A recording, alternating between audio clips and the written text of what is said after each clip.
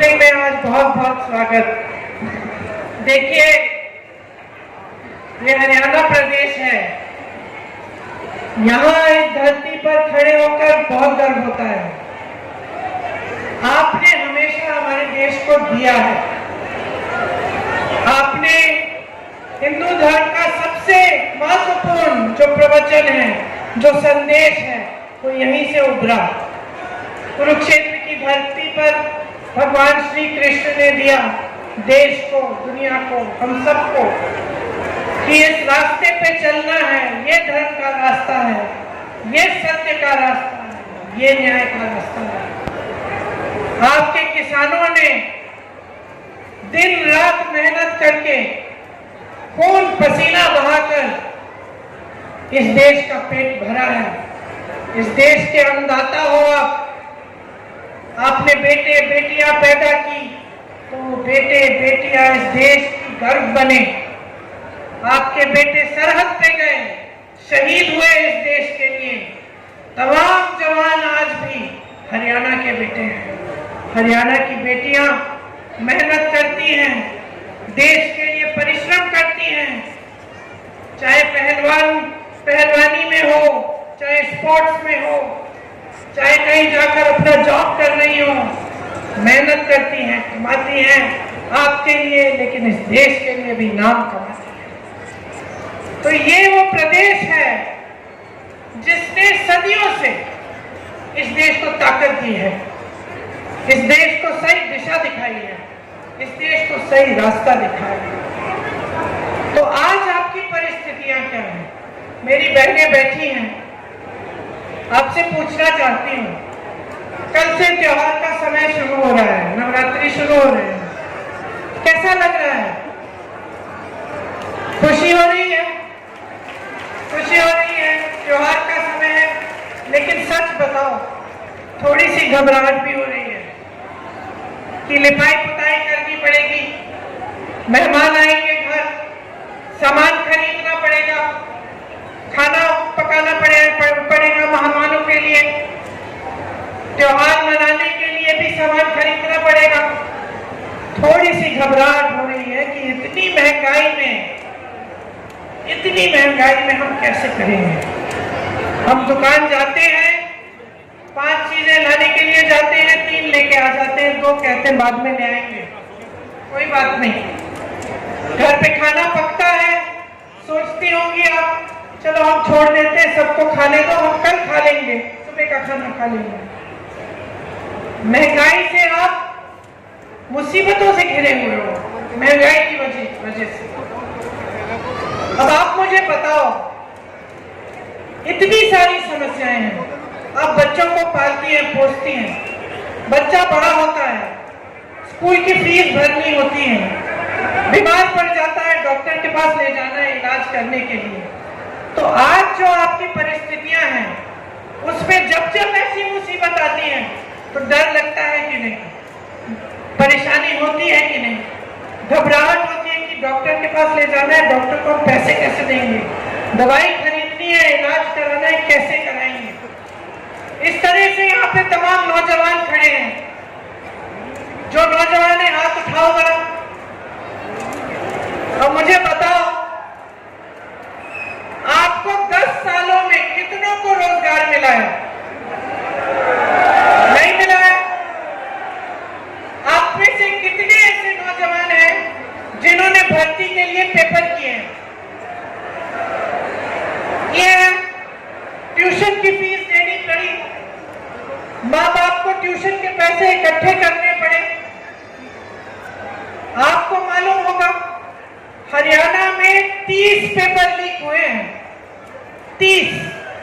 और इसमें क्या होता है? आप पेपर देते हो, पेपर लीक होता है, आपकी भर्ती नहीं होती। आप सोचते हो चलो मैंने पेपर दे दिया, आज नहीं तो कल भर्ती तो होनी है, कहीं और एप्लीकेशन नहीं देते हो। समय गुजरता रहता है, महीने गुजरते हैं, साल गुजरते हैं, आपकी भर्ती नहीं होती, आपको रोजगार नहीं मिलता। रोजगार नहीं मिलता तो नौजवान क्या करता है? भटकता है। आज अगर हरियाणा में ड्रग्स की समस्या किस लिए है? क्योंकि बेरोजगारी इतनी हो गई है और ड्रग्स की माफियाओं को संरक्षण देने वाले कौन है? भाजपा की सरकार देती है। आपको बेरोजगार बनाने वाले कौन हैं? भाजपा के नेता हैं जो स्कैम पे स्कैम कर रहे हैं। पूरी लिस्ट है स्कैमों की, जहां आप देखें वहां पे घूस या स्कैम। और आपके लिए कैसी स्कीम लाते हैं मोदी जी और उनके नेता? अग्निवीर जैसी स्कीम कि जाओ शहीद हो जाओ देश के लिए, सरहद पे जाओ, लेकिन अगर शहीद हो जाओगे तो तुम्हारे माँ बाप को पेंशन नहीं मिलेगा, तुम्हें शहीद का दर्जा नहीं मिलेगा। 4 सालों के लिए जाके सेना में भर्ती हो, घर वापस आ जाओ, 4 साल के बाद फिर से बेरोजगार बन जाओ। ये तोहफा मिल रहा है आपको अपनी वफादारी के लिए और इस बात के लिए कि आपने अपने बेटों को शहीद किया इस देश के लिए। ये मिल रहा है आपको। यहाँ के किसानों को देखिए, यहाँ मेरे किसान भाई भी होंगे, किसान बहन भी होंगी, दिन रात मेहनत करते हो। एमएसपी मिलती है? एमएसपी तक नहीं मिलती। मोदी जी ऐसे कानून लाते हैं जिससे उनके बड़े बड़े उद्योगपति मित्र अडानी जी, अंबानी जी का ही फायदा होता है कि अगर कोई बड़ा उद्योगपति आकर आपकी जमीन ले ले तो आप मुकदमा भी नहीं लड़ सकते, सिर्फ डीएम के पास फैसला होगा आपका। बताइए, बड़ा उद्योगपति, इतनी शोहरत, इतने पैसे, इतने साधन, और आप जाकर डीएम के पास जाएंगे उनसे लड़ने के लिए अपनी ही जमीन के लिए? ये थे कानून। ये कानून लाने का काम कौन कर रहा था? मोदी जी कर रहे थे, भाजपा के नेता कर रहे थे। आप जहां जहां देखे हरियाणा में आपके साथ अन्याय हुआ है, आपके अधिकारों को दबाया गया है। मेरी बहनें कुछ खरीद नहीं पाती, त्योहार है खुशी से मना नहीं पाती, घबराहट होती है हर चीज के लिए। मेरे किसान भाई मेहनत करते हैं दिन रात, कमा पा रहे हैं क्या? बताइए, आपकी कमाई पूरी हो रही है कि नहीं? नहीं हो रही है। 10 सालों से इनकी सरकार चल रही है, कमाई किसी की पूरी नहीं हो रही है। किसानों की नहीं हो रही है, छोटे दुकानदारों की नहीं हो रही है, नौजवान को कमा ही नहीं पा रहे, नौकरी ही नहीं मिल रही है। जवान सरहद पे जा रहे हैं, घर पैसा भेजते हैं, वो भी पूरा नहीं हो रहा है, पेट भर नहीं रहे हैं, भविष्य उज्जवल नहीं हो रहे हैं। तो आप ये उम्मीद रख रहे थे इनसे जब आपने सरकार चुनी, जब भाजपा को आपने अपना वोट दिया 2-2 बार, तो क्या आपने ये सोचा था कि इस तरह की लूट मचेगी, कि इस देश के सारे बंदरगाह, इस देश के सारे हवाई अड्डे, सारी बड़ी बड़ी सड़कें, सारे बड़े बड़े उद्योग जहां से आपको रोजगार मिलता था, वो सब इन्हीं उद्योगपतियों को दिए जाएंगे? कि इस देश की जमीन चाहे गुजरात में हो चाहे कहीं भी हो, 1 रुपए के दाम पर इनको दी जाएगी? क्या आपने ये सोचा था? आप सोच भी नहीं सकते थे, हम खुद सोच नहीं सकते थे।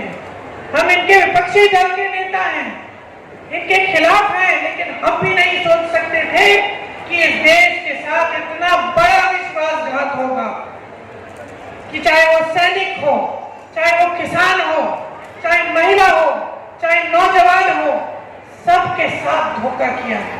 और बड़े बड़े मंचों पर आकर रोज रोज आपसे वादे करते हैं जो पूरे नहीं करते, नई नई स्कीम निकालते हैं जिससे आपको लूटा जाए। सरकार के पैसे भाइयों और बहनों किसी नेता के नहीं होते, किसी के जेब के लिए नहीं होते, किसी नेता को आगे बढ़ाने के लिए नहीं होते। सरकार के पैसे आपके पैसे होते हैं। कांग्रेस की सरकारों को देखिए, कर्नाटका में सरकार है, तेलंगाना में सरकार है, हिमाचल में सरकार है। क्या कर रही है कांग्रेस की सरकारें? आपका पैसा आपके जेब में डाल रही है। महिलाओं को हर महीने कुछ पैसे देके, पेंशन, पुराना पेंशन दिलवा के, ऐसी स्कीम लाके जिससे आपको आपके पैसे मिले, आप अपने पैरों पे खड़े हो जाए, किसानों को एमएसपी दिलवा के। और यहाँ क्या हो रहा है? जहां जहां भाजपा की सरकार है, वहां जो आपके पैसे हैं, जो आपका हक है वो आपसे छीना जा रहा है, बड़े बड़े उद्योगपतियों के जेब में जा रहा है। बड़े बड़े उद्योगपतियों की आप शादियां देखिए, किस तरह से जश्न मना रहे हैं, इतने बड़े बड़े गहने, समझ में ही नहीं आता कहां से आते हैं इतने सारे पैसे। और यहाँ आप अपने बेटों की शादी करनी होती है, बेटी की शादी करनी होती है, तो क्या करते हैं आपको कर्ज लेना पड़ता है और जिंदगी भर मेहनत करते रहिए। आजकल इतना लगता है कि कर्ज नहीं चुका पाएंगे, तो आप मेहनत करें, आप पसीना बहाएं, आप खून बहाएं और आपसे लूटा जाए। बड़े बड़े उद्योगपति फूले फले। मैं ये नहीं कहती हूं कि उद्योगपतियों की जगह नहीं है, इस देश में उनकी भी जगह है। हाँ, बनाए फैक्ट्री, बनाए उद्योग, बनाए रोजगार दिलवाए, देश को आगे बढ़ाए। लेकिन ये तो गलत बात है ना कि 16 लाख करोड़ रुपए, इतने हैं कि मैं भूल जाती हूँ कि लाख है कि हजार। 16 लाख करोड़ रुपए कुछ गिने चुने उद्योगपतियों के माफ हो जाते हैं, माफ हो जाते हैं बहनों और भाइयों। लेकिन जब किसान कर्ज उठाता है तो अपने उद्योग को बड़ा करने के लिए नहीं उठाता कि मेरी 10 फैक्ट्रियां हैं, चलो मैं एक और खोल लेता हूं। जब किसान कर्ज उठाता है, कर्ज लेता है, तो अपनी बेटी की शादी के लिए पैसे दिलवाएंगे। ये लोग कहते हैं कि महिलाओं को हर महीने कुछ देंगे, झूठ है, पैसे ही नहीं है इसके लिए। तो मैं इनसे पूछना चाहती हूँ, अगर पैसे नहीं है, अगर हमारी स्कीमों के लिए पैसे नहीं है, अगर किसानों के कर्ज माफ करने के लिए पैसे नहीं है, अगर महिलाओं को पैसे देने के लिए पैसे नहीं है सरकार के पास, तो आपने इतने बड़े बड़े उद्योगपतियों के लाखों करोड़ रुपए माफ कैसे कर डाले? इसका जवाब नहीं है इनके पास बहनों और भाइयों। यहाँ पे आपकी तमाम समस्याएं हैं। आप चाहते हैं कि आपको उपमंडल का दर्जा मिले, कि यहाँ की जो सुंदर नहर है इसमें से इसका जो पानी का टाइम है ये बढ़े, ताकि आप अपनी सिंचाई करा सके खेतों की अच्छी तरह से। लेकिन कुछ नहीं हो रहा है आपके लिए। यहाँ पे सिर्फ परेशानियां ही बढ़ती जा रही हैं। भाजपा ऐसी स्कीम लाती है जिसमें फैमिली का आईडी कार्ड है। तो मैं मिली थी कुछ परिवारों से, कह रहे थे सबका नाम लिखना है आईडी में, और लिखते लिखते एक छोटी सी गलती हो गई तो उसको बदल नहीं सकते, फिर कहते हैं ये काम ही नहीं करेगा। और दूसरा, परिवार में जितने भी सदस्य हैं, सारे सदस्यों के नाम लिखने हैं, आमदनी लिखनी है। कई ऐसे परिवार हैं जिसमें मान लो महिला नौकरी नहीं कर रही है, उसकी आमदनी नहीं है, उसके लिए 10,000 रुपए लिख दिए और जोड़ के पूरे परिवार की आमदनी बढ़ा दी। अब जब वो बेचारी महिला गई अपने बच्चों की भर्ती कराने सरकारी स्कूल में, कह दिया कि नहीं कर सकते, क्योंकि देखो तुम्हारा ये आईडी कार्ड है, इसमें तुम्हारे परिवार की आमदनी बहुत ज्यादा है, तुम्हें ये मुफ्त शिक्षा नहीं मिल सकती। तो बेचारी के बच्चे बैठे हुए घर पे, स्कूल नहीं जा पा रहे। नौकरी का एप्लीकेशन भरना हो, कहते कि भाई तुम्हारे परिवार की आमदनी बहुत ज्यादा है, तुम्हें नौकरी नहीं मिल सकती, तुम एप्लीकेशन ही नहीं भर सकते सरकारी नौकरी का। ये क्या बातें हो रही हैं? हर स्तर पर आपके साथ गलत हो रहा है। और ये जो बातें हैं, जो गैस सिलेंडर का दाम है, किस तरह से आप फीस भर रहे हैं, किस तरह से बच्चों की शादियों के लिए कर्ज लेना पड़ रहा है, किस तरह से खेती से कमाई नहीं हो रही है, बड़ी मुश्किल से थोड़ा बहुत कमाया जा रहा है। आपको लग रहा है कि मोदी जी, खट्टर जी, यहाँ के मुख्यमंत्री जी ये बातें समझ भी रहे हैं? वो जान रहे हैं कि ये मुसीबतें हैं आपकी? मुझे नहीं लगता, क्योंकि अगर जान रहे होते तो ये फैमिली आईडी वाली स्कीम नहीं निकलती, ये अग्निवीर जैसी स्कीम नहीं निकलती, ये हमारे सारे बंदरगाह, हमारे सारे एयरपोर्ट, हमारी सारी जमीनें जो देश की हैं, वो अपने बड़े बड़े उद्योगपति मित्रों को नहीं देते। अगर जानते तो कम से कम कोशिश तो करते कि किसी न किसी तरह से मदद करते आपकी। तो या तो जान नहीं रहे हैं या फिर इनकी नीयत ठीक नहीं है कि जनता को लूटो, देश आगे बढ़े ना बढ़े, जनता आगे बढ़े ना बढ़े, हमारी सत्ता रहनी चाहिए। और चुनाव के समय जाति के नाम पर, धर्म के नाम पर जनता को बांटते, यही एक काम उन्होंने किया है इस देश में, जनता को बांटा है।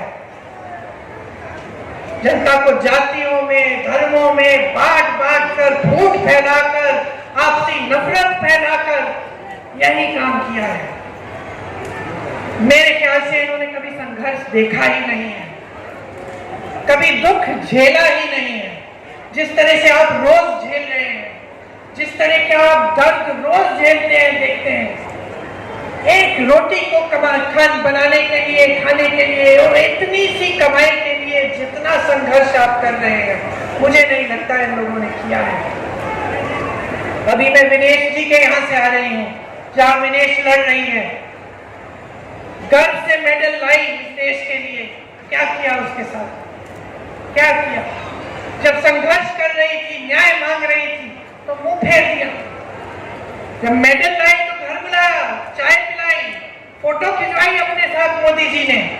जब उसने कहा मेरे साथ अन्याय हो रहा है, मुंह फेर दिया। मोदी जी की पुलिस उसको खींचती है, उसके बाल नोचती है, उसकी पिटाई करती है उसकी। वो लड़की जिसने इतनी मेहनत की इस देश के लिए, इस प्रदेश के लिए, और जब जब चुनाव आता है फिर ये लोग फिर से बदल लेते हैं, सारी बातें बदल लेते हैं, अपना भेष बदल लेते हैं। तो आप समझिए आपके साथ क्या हो रहा है। आप समझिए कि बदलाव की शक्ति आपके हाथों में है। आज अगर आप एक ऐसी सरकार चाहते हैं जो आपके लिए काम करे, तो आप आसपास देखिए, मेरी बातों पे भी मत चाहिए, देखिए कि संघर्ष करने वाला कौन है। ये दीपिंदर जी बैठे हैं, जानती हूँ अच्छी तरह दीपिंदर जी को, मैं सालों से देख रही हूँ। और ये मत समझिए कि सिर्फ इनकी बातों पे मैं कह रही हूँ, मैं पूछती हूँ लोगों से, हरियाणा से कोई आता है, मैं पूछती हूँ, दीपिंदर जी मिलते जुलते हैं लोगों से, गांव में जाते हैं, संघर्ष करते हैं, मेहनत करते हैं, हमेशा यही पता चलता है कि मेहनत करते हैं, कि इनका घर, इनके दरवाजे आपके लिए 24 घंटे खुले रहते हैं। ये प्रदीप करवाल जी हैं,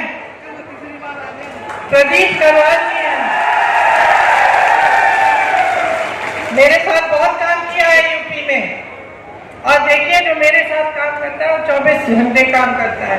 मैं नींद सोने ही नहीं देती, 3 बजे तक 4 बजे तक काम करते, फिर से 7 बजे सुबह उठो चलो काम पे।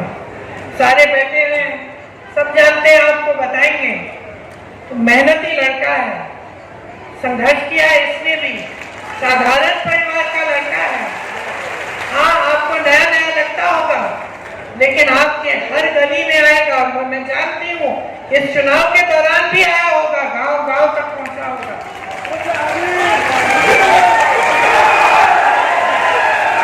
देखिए, जब हम नेता को चुनते हैं ना, जब हम नेता को चुनते हैं, तो जो 2-4 चीजें मन में रखनी चाहिए कि इसने अपने जीवन में क्या क्या किया है, क्या जनता की सेवा की है, संघर्ष किया है, इसकी क्या कहानी है। हम लोग देखते हैं, चलो इस नेता ने संघर्ष किया है, या इस परिवार ने अपने देश के लिए शहीद किए हैं, अपने परिवार के सदस्य शहीद हुए हैं, या फिर इस परिवार ने काम किया है, या चलो ये नया लड़का है, बहुत मेहनत करता है, दिन रात मेहनत करते हुए देखा है हमने, संघर्ष करते हुए देखा। तो कि जहां जहां इन्होंने काम किया है वहां क्या हो रहा है। तो जहां जहां जैसे दीपेंद्र जी भी इतने समय से हरियाणा में काम कर रहे हैं, रोहतक में काम करते हैं, अपने क्षेत्र में काम करते हैं, तो आपने खुद देखा होगा कि हाँ भाई, इनके समय में क्षेत्र में परिवर्तन आया, नौजवानों को थोड़ा रोजगार मिल रहा था, हमारी कमाई इतनी मुश्किल नहीं थी। तो ये भी देखते हैं हम, और फिर हम नेता की नीयत देखते हैं कि नेता जो हमें बता रहा है, जो कह रहा है, उसमें सच्चाई है कि नहीं है। आप मेरे परिवार पे भरोसा करते हो, 4-5 पुश्तों से हम सेवा कर रहे हैं। जवाहरलाल नेहरू जी से पहले उनके पिताजी, फिर जवाहरलाल नेहरू जी, फिर इंदिरा जी, फिर राजीव जी, सोनिया जी और आज राहुल जी और मैं। तो क्यों भरोसा करते हो? भरोसा इसलिए करते हो क्योंकि आपने खुद देखा कि जब इंदिरा जी कुछ कहती थी तो करके दिखाती थी। तो राजीव जी थे, देश के लिए शहीद हुए, देश की सच्चाई के लिए लड़ते लड़ते शहीद हुए। नेहरू जी थे, देश की गली गली में घूमे, देश की जनता के लिए आवाज उठाई, स्वतंत्रता के लिए लड़े। तभी तो आप भरोसा करते हो कि हाँ, ये लोग जो कहते हैं वो करके दिखाते हैं कि नियत ठीक है कि नहीं? घर में आप हंस रहे हैं, घर में जब बेटी की शादी करनी होती है, लड़का लड़के का परिवार आता है, लड़का आता है, तो नियत देखती हो ना। अच्छे परिवार का भी हो, बड़े बड़े महल भी हो उसके पास, सब कुछ हो, अच्छी नौकरी हो, अच्छा कमा रहा हो, लेकिन आपको अगर लगा कि इसकी नियत ठीक नहीं है, शादी नहीं कराओगे, कोई नहीं कराएगा। क्योंकि इंसान की नियत एक बहुत ही महत्वपूर्ण चीज होती है, और सिर्फ घर परिवार में नहीं, नौकरी में, रोजगार में, खास तौर से राजनीति में। क्योंकि अगर नेता की नियत ठीक नहीं होती, कुछ भी कर सकता है। सत्ता होती है, सत्ता होती है, अहंकार हो जाता है, चमचों से घिर जाता है। मोदी जी के साथ यही हुआ है, मोदी जी घिर गए हैं चमचों से, कोई सच बताने वाला है ही नहीं। एक दिन एक मुख्यमंत्री, अगले दिन दूसरा मुख्यमंत्री बदल देते हैं, मंच पे आते हैं, ऐसी ऐसी बातें करते हैं कि पूरा देश जान रहा है कि सच नहीं है, पूरा देश देख रहा है कि अरे मोदी जी सच नहीं बोल रहे हैं, तो मोदी जी कहे जा रहे हैं, कहे जा रहे हैं। तो नियत बहुत ही जरूरी है। और यहाँ मंच पे बैठे हुए दीपिंदर जी और नारवाल जी, दोनों की नियत साफ है। दोनों जानते हैं,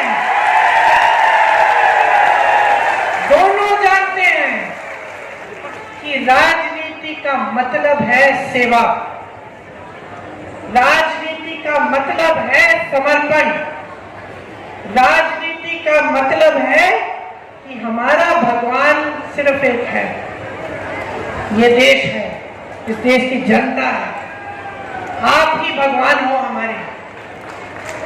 ये नियत होनी चाहिए नेता की। और हाँ, मंच पे खड़े होकर नेताओं की आदत होती है कुछ भी बोल सकते हैं, बोल देते हैं। आपको पहचानना पड़ेगा कि सच कौन बोल रहा है, आपको अनुमान लगाना पड़ेगा कि आपके साथ विश्वासघात कौन करता है और सच्चाई कौन बोलता है।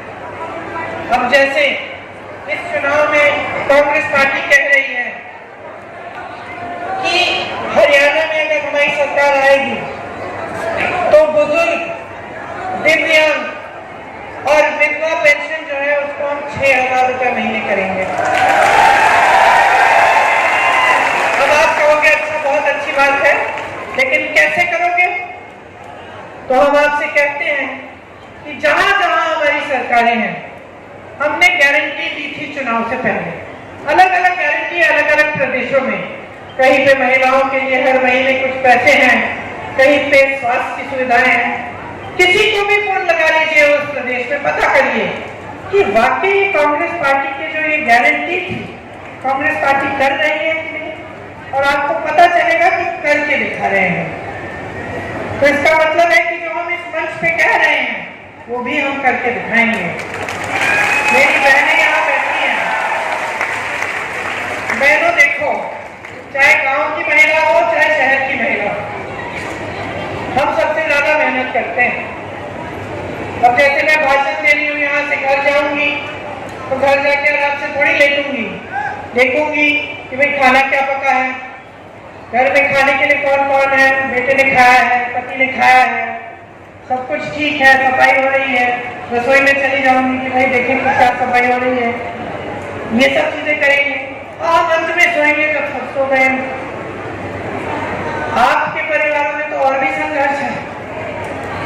आप जहां जहां खेतों में भी अगर दिन में काम करेंगी, धूप में काम करेंगी, थकी भी आएंगी घर, खाना तो पकाना है ना अपने। बच्चा बीमार है, देखभाल तो आपने ही करनी है, सबको खिलाना है, सबकी जब सब अच्छी तरह से आराम कर रहे हैं तभी आराम करोगे। लेकिन आपकी इस मेहनत को पहचानने वाला कोई नहीं है। बाहर जाके 12 घंटे काम करोगे, कमा लोगे, घर में 12 घंटे काम करोगे, कमाई नहीं है। तो इस मेहनत को भी हम पहचानना चाहते हैं। तो जो गृहस्थ महिला है, हम हर महीने उसको 2000 रुपए देना चाहते हैं, ताकि थोड़ी सी आपकी भी बचत हो जाए। आपके अपने पैसे हो, आपको कुछ खरीदना है नाती नातिन के लिए, पोती पोते के लिए, या अपने लिए कोई छोटी मोटी चीज लेनी हो तो आपको सहूलियत है। इसलिए हम ये स्कीम लाना चाहते हैं। ये स्कीम जहां हमारे प्रदेश है वहां लागू है। आपको आज 1200 में सिलेंडर मिल रहा है, हम 500 में दिलवाएंगे। राजस्थान में हमारी सरकार थी, राजस्थान में हमारी सरकार ने बहुत अच्छी स्कीम लागू की।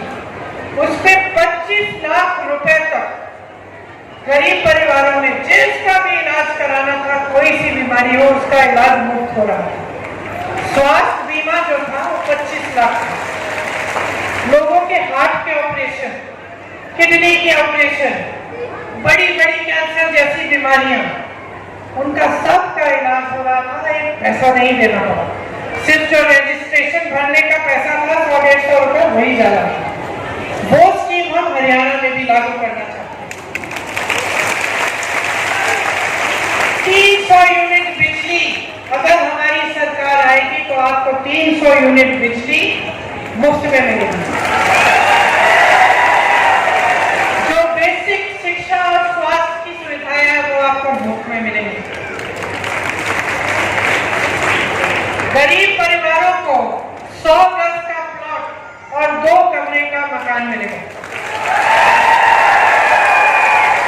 और मेरे भाई हमेशा कहते हैं, जहां जहां जाते हैं, 8000 किलोमीटर की यात्रा की है उन्होंने देश भर में, सबके पास गए हैं, बढ़ाइयों के साथ काम समझने के लिए, किसानों के साथ खेती को समझने के लिए, महिलाओं के पास गए हैं कि आपकी क्या समस्याएं हैं, जो ट्रक चलाते हैं उनसे बात की है, जो टैक्सी चलाते हैं उनसे बात की है, जो कुरियर का काम करते हैं, जो छोटे मोटे कारोबार करते हैं उनसे बात की, सबसे समझने की कोशिश की कि आपकी समस्याएं क्या है।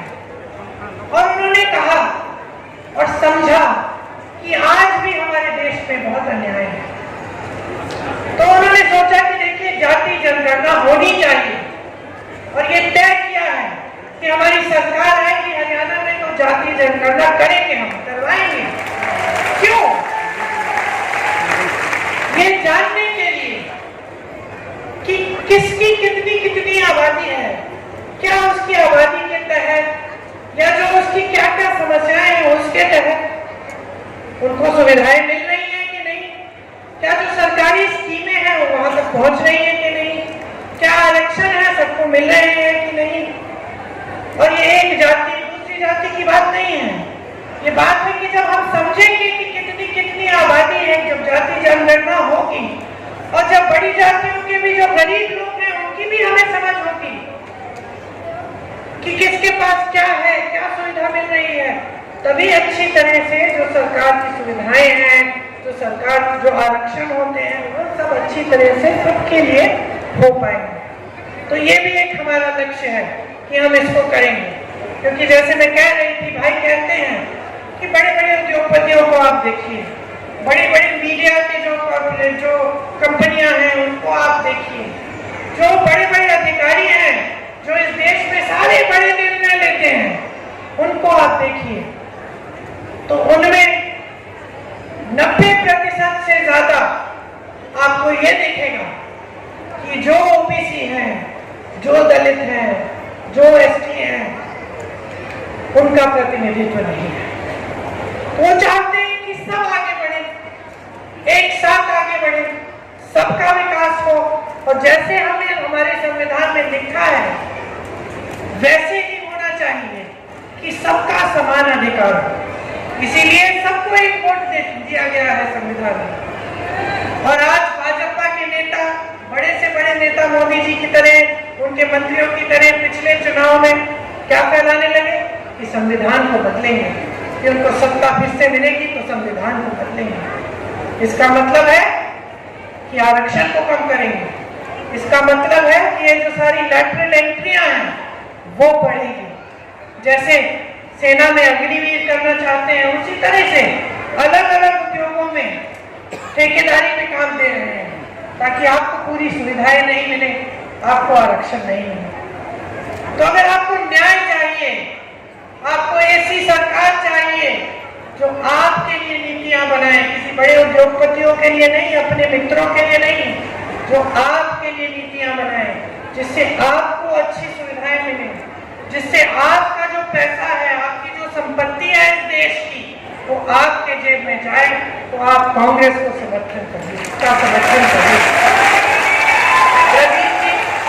प्रदीप जी आपके लिए दिन रात काम करेंगे। दीपिंदर जी आपके लिए समर्पित रहे हैं, समर्पित रहेंगे।